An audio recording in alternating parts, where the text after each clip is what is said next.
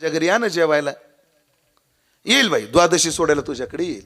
असा शब्द कोणाला दिला? का म्हातारीला दिला. पण म्हातारी दशमीलाच आली. महाराज द्वादशीची वाट पाहू नका. का? माझं घर पडायला झालंय म्हणले, भिंत वाकली झाली. ती कधी पडल सांगता येत नाही. मग कुठे जीव घालील मी तुम्हाला? काळजी करू नको म्हणले, मी येईपर्यंत तुझं घर पडणार नाही.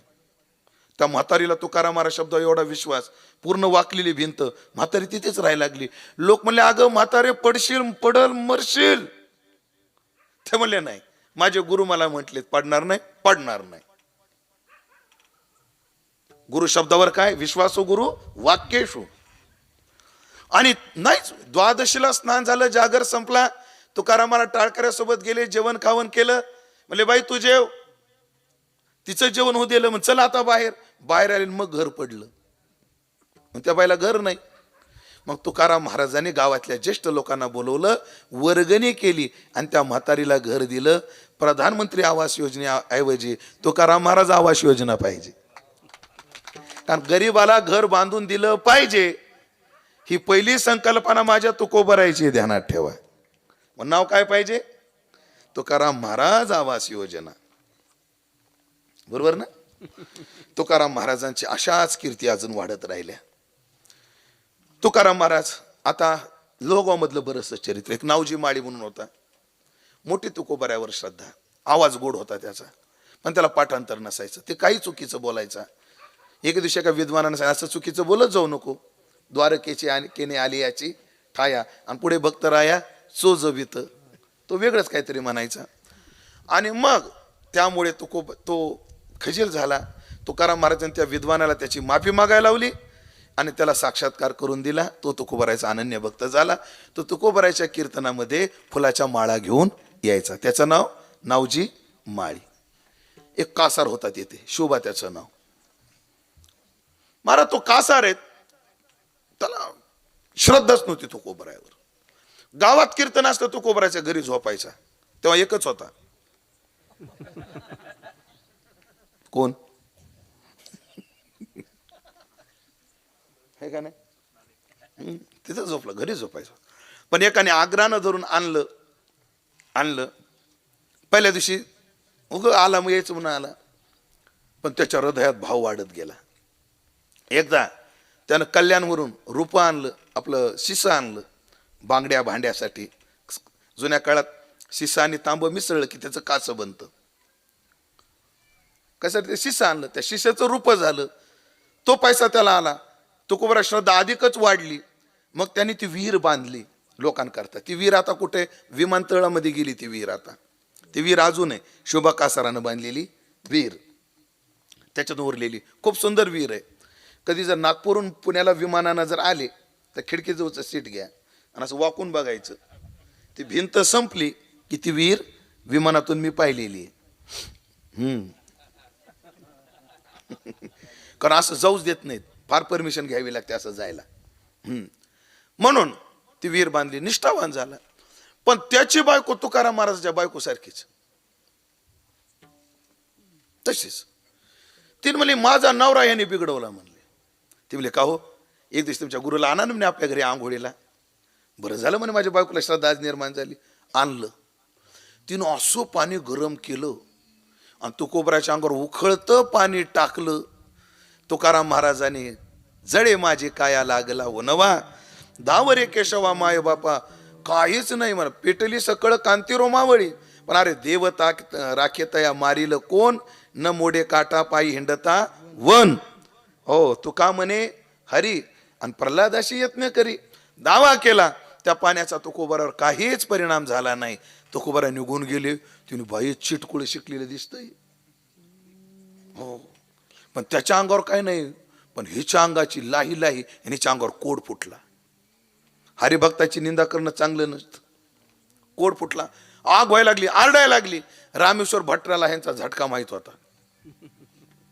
ती रामेश्वर भट्टाला म्हणजे असं असं केलं, चुकलं माझं, अंगावर कोड फुटला, अंगाचा ताव होतो, काय करू? तू काय केलं ते सांग, मग मी सांगतो काय करू. म्हणे हे उद्योग केला मी. मग तुकाराम महाराज कुठे आंघोळ केली? इथे. म्हणे मग त्यांचा आंघोळीचं पाणी इकडेच गेलं का? हो. तिथलचा चिखल घेतला, अंगाला लावला, त्याच्या अंगाचा दाह शांत झाला. मने रामेश्वर त्यांच्या समागम उपदेश करून तेही झालं. हा अनगढ़ शाह फकीर आहे का नाही ध्यानात. मग त्याने सजो, अरे एक बम्मन था जिसने हमारे बावड़ी में नहाया था, बावड़ी में नहाया था, उसका क्या हुआ, उसका क्या हुआ. बोले अबू जान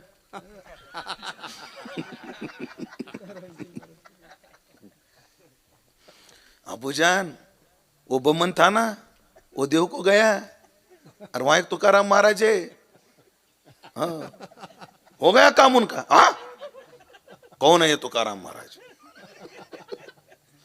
आणि मग अनगढ़ शाह फकीर गेला तुकाराम महाराजाला भेटायला गेला. ए तुकाराम महाराज कहाँ रहते हैं. आता लोक एक म्हणे तू काय का त्या कोपऱ्यात गेले. पण ते जाताना चमत्कार दाखवतच गेले. कटोरा घेऊन गेले. कटोरा भर दे माई, कटोरा भर दे माई. बरं बाया सुपानं टाकायला लागली, टोपल्यानं टाकायला लागली, पण कटोरा भरतच नव्हता. त्या बाया म्हणले कटोरा एक आम्हाले गाव आहे, मोसम आणि बायपाच्या पुढे आलेलं दिसत नाही, संख्या तर वाढतच चालली. खरे का कुठे. आणि मग जेव्हा तुकाराम महाराजाच्या दारात गेले आणि तुकाराम महाराजाच्या पोरीनं चिमुटभर पेट टाकलं तर त्याच्या ढिगामध्ये बुडला. अनगढ़ शाह फकीराला लक्षात आलं यांचा अधिकार, आणि मग तेही तुकाराम महाराजाला शरण गेले. अर्थात तुकाराम महाराजांचा संप्रदाय इतर लोकांवर सुद्धा पगडा जसा झाला, तुकोबरायचा पगडा संप्रदाय इतर लोकांवरही झाला. चिंतामण देव गणपतीचे भक्त, रामेश्वर भट्ट वैदिक ब्राह्मण, हा अनगढ़ शाह फकीर, मंबाजी गोसावी, सालो मालो कवी, पण त्या दोघांवरही परिणाम नाही झाला. शोभा कासार व्यापारी, नावजी माळी यांच्यावर परिणाम झाला. जसा परिणाम झाला ही कीर्ती छत्रपती शिवाजी महाराजाच्या कानावर गेली. धार्मिक राजा जेव्हा कानावर तुकोबरायची कीर्ती गेली तेव्हा पण राजाला त्याच्या प्रोटोकॉलनं वागावं लागतं. म्हणून आधी नजराना पाठवला. तुकाराम महाराज म्हणले काय दिला ठेवा, आम्हा विठ्ठलची व्हावा. तुम्हाला आम्हाला काही द्यायचं असेल ते एक द्या, कंठात तुळशीची माळ घाला, एकादशीचं व्रत करा आणि स्वतःला देवाचं दास म्हणून घ्या. आम्हाला तुमचं अनुदान नको. मनवारीचे दास. तो का म्हणे मज हे हास. छत्रपती शिवाजी महाराजाचा नजराना पाठवणाऱ्या संप्रदायातल्या लोकांना काय झालंय, माजी सरपंचाच्या मागे धोत्र पिटेपर्यंत लागायला लागली. महाराज या लोकांची संगती, यांचा आदर केला पाहिजे. मी वाक्य सांगतो काय मग, वारकरी संप्रदायाच्या साधकांनी नम्र असावं, लाचार नसावं. कोण्याही पक्षाचा पुढारी होऊ द्या, त्याचा आल्यानंतर सन्मान करावा, त्याचा आदर करावा. किती केलं तरी ते आपल्या भागाचं प्रभागाचं नेतृत्व करतात, पण त्यांच्या आहारी जाऊ नये. ही माणसं कधी कोणाचा बळी घेतील सांगता येत नाही. महाराज राजकारणाचा इतिहास आहे, पोटच्या लेकराला सोडलेलं नाही राजकारणाने, सख्या भावाला सोडलं नाही. आपण कोण आहे, आपण यांचा सन्मान करावा. एक राजकीय पुरुष म्हणून, एका पक्षाचं म्हणून नाही. जेव्हा डाऊ कंपनी पेटवली आणि उद्धव ठाकरे यांचा फोन आला तात्याला, तात्या मला तुम्हाला भेटायला यायचंय. ऐका तात्यांचं वाक्य काय होतं. तात्या म्हटले ऐकलं का, कार्यकर्ते म्हणून भेटायला, उद्धव ठाकरे म्हणून भेटायला या, शिवसेना प्रमुख म्हणून भेटायला येऊ नका माझ्याकडे. वारकरी संप्रदाय कोण्याच पक्षाचा नाही, यांचा एकच पक्ष काय, पाया पडावे हे माझे भांडवल, देतील ते. ह्या गोष्टी होतात. जाऊ द्या. तुकाराम महाराजांना नजरानं परत पाठवला. तुकोबाराला अधिकार काढाला. छत्रपती शिवाजी महाराज तुकाराम महाराजाकडे येत होते. एके दिवशी आले आणि परचक्र आलं. तुकाराम महाराजांनी देवाला हाक मारली. अरे भीत नाही आता आपुल्या मरणा, दुःखी होते जना न देखवे, आमुची ते वाचे जाती ऐसी परंपरा, हे तुम्ही दातारा नेनायशी. तुकाराम महाराजांनी ते परचक्र असं आलं, सगळ्यांना तुका शिवाजी महाराजच दिसायला लागले. आणि त्या गडबडीत तुकाराम महाराज शिवाजी महाराज निघून गेले. आणि अशा परचक्रातून छत्रपती शिवाजी महाराजांना तुकोबारायांनी सोडवलं.